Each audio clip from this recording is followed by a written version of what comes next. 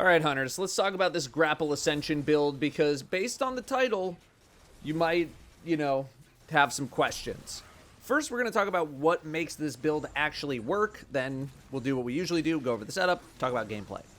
A bunch of things happened in Edge of Fate to enable this setup to do what it does, but the main thing that happened was the buff to combination blow. PvE damage bonus is now 400% versus the 309% it used to be, and it now works with grapple melee. Not only that, but we have the stat changes as well. From stat ranges 0 to 100, it's mainly about regeneration speed, but from 101 to 200, you gain another effect. In this case, grenade and melee, you're getting more damage, right? Grenade scales to 65% bonus damage at 200 grenade stat, whereas melee scales to 30%. So all of these things combined has resulted in some very high burst damage capabilities. The exotic that we're going to be using in this setup is an exotic class item with Inmost and Sir Terrachne. Inmost buffs our abilities, Sir Terrachne gives us plenty of woven mail to keep us safe, and gives us a bonus from the artifact. Aspects. For now, we're going to go with Ascension and Stylish Executioner. This is a prismatic setup. You should be proccing Stylish quite often, allowing you to spread weakness, whereas Ascension is going to provide Amplified and some AoE damage and debuffs. Amplified was made a lot better somewhat recently, in case you haven't been paying attention, where now enemies are less accurate against you if you are amplified. Also, Shield Crush in the artifact gets us grenade energy faster and increases our damage even more when we are amplified or radiant, both of which we will have in large supply. Our abilities are pretty locked in. Combination blow, grapple, gambler's dodge. Basically non-negotiable. Gambler's dodge gets us our melee back. Combo blow stacks our damage bonus. Grapple is our main ability for damage. I've been leaning towards Silk Strike as our super because I like taking Facet of Purpose for the woven mail bonus, not to mention all of the artifact bonuses that are based on your equipped super. Getting Tangles is going to be really nice because you can grapple to them for free instead of using your grenade charge. Fragments have some flexibility. Getting Transcendence, not really the focus of this build, but it can sort of provide a, oh crap button in case you just need a little bit extra survivability or something, but it's not the focus because you lose your grapple in favor of the prismatic grenade when you go Transcendent, which really isn't what we're looking to do here. So we don't need to focus on Transcendence energy that much at all, instead just trying to bolster ourselves as much as possible. Things like Facet of Protection and Dawn work really nicely. You're going to be in close range a lot of the time, and you're going to be punching a lot of the time. You could argue that Dawn isn't needed as much since this isn't necessarily a weapon-based loadout, but it's good for anti-barrier, and it's good for Shield Crush. Hope is good in case you get out of sync with your class ability melee combo for whatever reason, which can happen. And then we talked about Purpose for the orb pickup bonus. If you have a Strand super, you're going to be getting woven mail, which is, really good. We'll rotate out Hope for Courage in a later section in the video. For the artifact, we're just grabbing everything that has to do with elemental pickups and tangles along with Shield Crush. Those are your priorities. Stats-wise, we are looking for as much grenade stat as possible while also getting 70 class stat. It's really more like 65-ish class stat, so somewhere in that range is fine.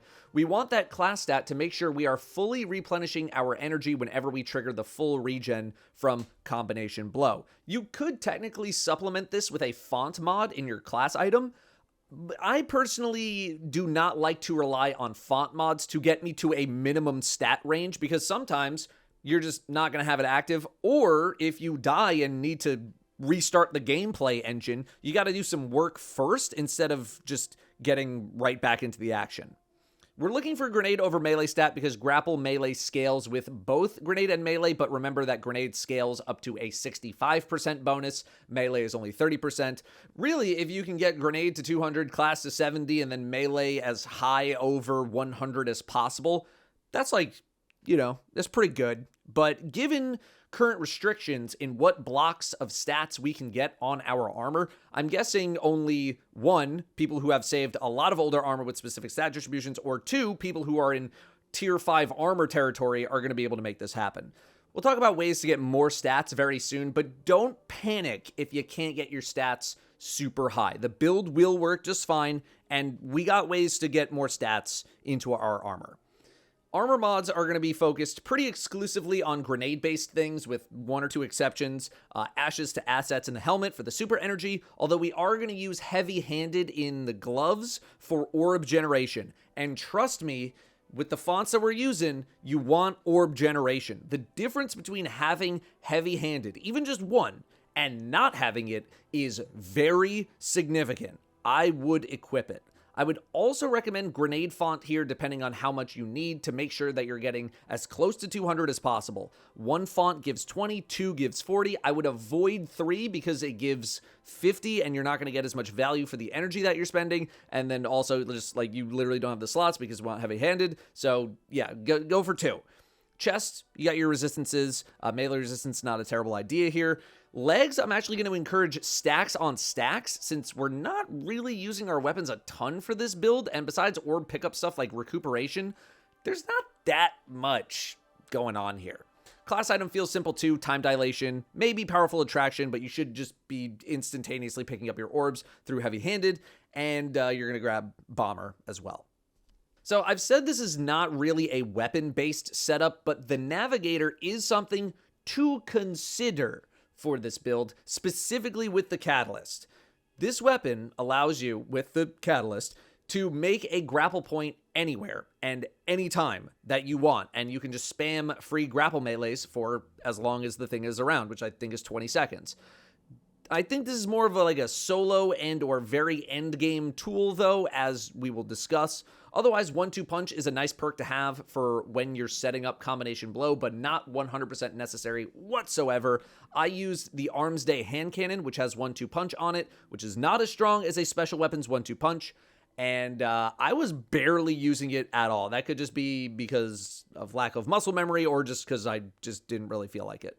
If you farmed Festival Flight from Solstice, or maybe you're watching this and there's like another weapon out there with Blast Distributor that can stack to 5x very quickly, this is absolutely something to consider. Festival Flight specifically can get Blast Distribution to 5x stacks in a single shot, as long as you're actually hitting things, which is 50 grenade stat, and that's not enhanced. I think enhanced is what we said, 60, 65, something like that. Point is it's higher.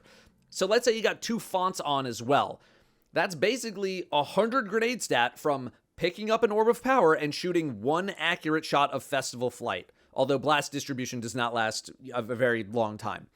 If you're the kind of person who will be able to keep track of that, then you can intentionally build for lower grenade stat, which means you can put more stats into other things because you're getting your grenade stat from your weapons and your fonts. Plus, the artifact has a perk that gives you grenade stat when you have Woven Mail, which you are guaranteed to have before each grapple since you are getting Woven Mail from your class item. You're going to have fewer grapples to work with, but if you make it a habit of not instantly picking up a tangle the moment you spawn it, like I do, you can use those to infinitely grapple to. Well, until they pop anyway. So, okay, that was a lot. Let's talk about gameplay.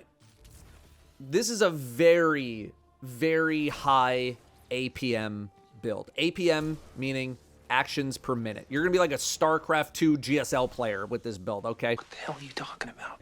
If you enjoy comboing a lot of things, if you like big numbers on single targets, I do think you are going to enjoy this setup. The combo goes like this. You start with an Ascension proc to get amplified rolling, then you're going to start stacking combination blow by killing with your melee attack, then dodging to get it back, stacking it up to 3 times. When you've stacked it to 3, it should be time to do another Ascension, simply to keep amplified active if you haven't been doing this very quickly.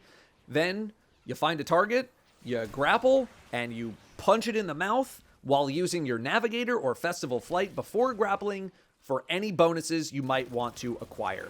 Rinse, repeat until everything is dead.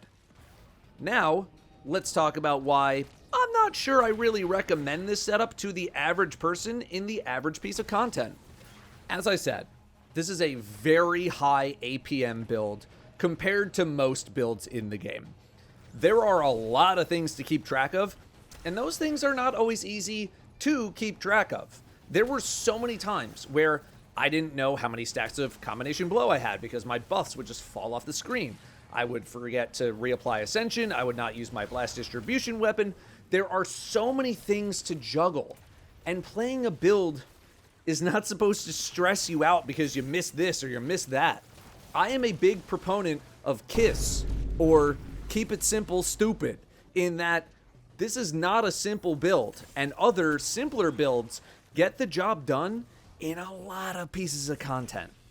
In solo stuff, the easier the content is, the more this build is complete overkill. If you are 30 or fewer levels below the content, I think this build is overkill. You will be spending so much time building everything that you need to build before you get to the fun part of the big damage number that you're probably just going to kill most of the things in the area passively. I would say minus 30 levels is where this build starts to not be insane overkill, and then the more difficult you set the content, the better it becomes. But I can't imagine the average player in the average piece of content is trying to play at minus 50 levels in everything that they're doing. Like, if you are, go nuts. You're going to love this build. Not only that, but this build is a lot of work for not the payout that I'm really looking for. This is some footage of me running a 430 power K1 when I'm at 393, so almost 40 levels. And the amount of start and stop with this build in something like K1 makes it so not fun. And this was one of my better runs that I did for this video.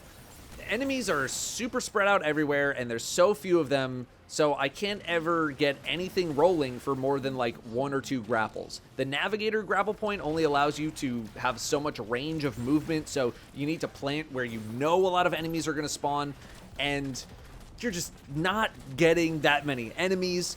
It's much better in a more traditional piece of content where you go to an area, you're doing some kind of basic mechanic, like stand on the plate, protect the thing, and you're fighting off waves of enemies. You're in one spot where you can sustain yourself.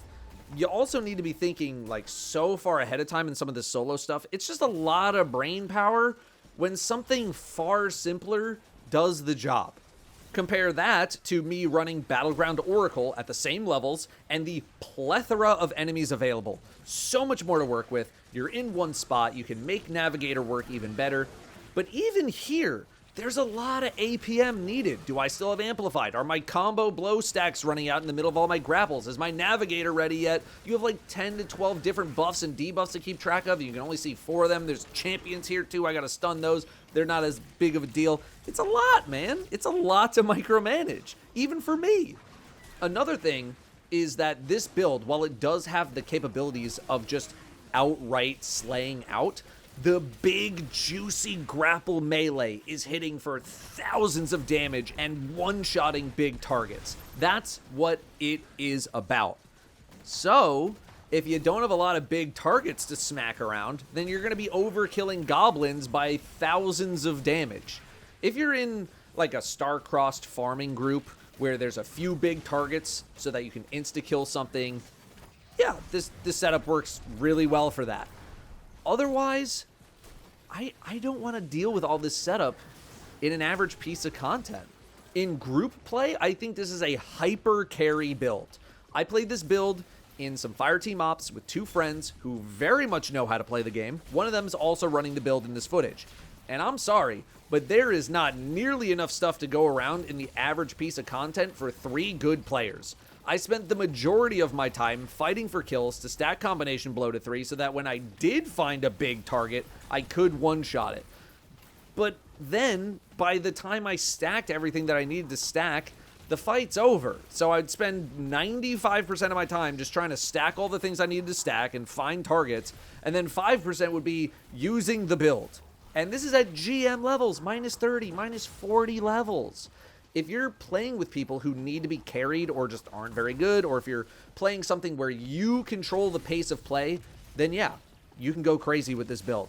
It does so much damage. I really consider this more of a super endgame build, where you need every ounce of power that you can get. My raid teammate ran this build or something very similar during the contest raid, and he was untouchable. His ability to slay out was unmatched. It was not even close. And in those situations is where you get to see the true power of this setup, because in those activities, it's not overkill. But most people aren't playing activities at those power levels. And when I can just boot up solo ops creation and half my time is spent standing on a plate and I can just murder everything with a reckless oracle at minus 30, minus 40 levels, it's just not worth the energy a lot of the time. All right, bad example, because, you know, that middle section's awesome for this build, just like one-shotting champions and stuff. But hopefully you kind of get what I'm saying, right? But I don't want to discourage the use of this setup, though, because it is one of the best builds in the game right now. Arguably the best. In the right places. If you have a lot of hunter muscle memory, perhaps the things that I found annoying will be more second nature to you and not be that annoying. Not that I haven't played combination blow hunter in the past. Like, who hasn't, right?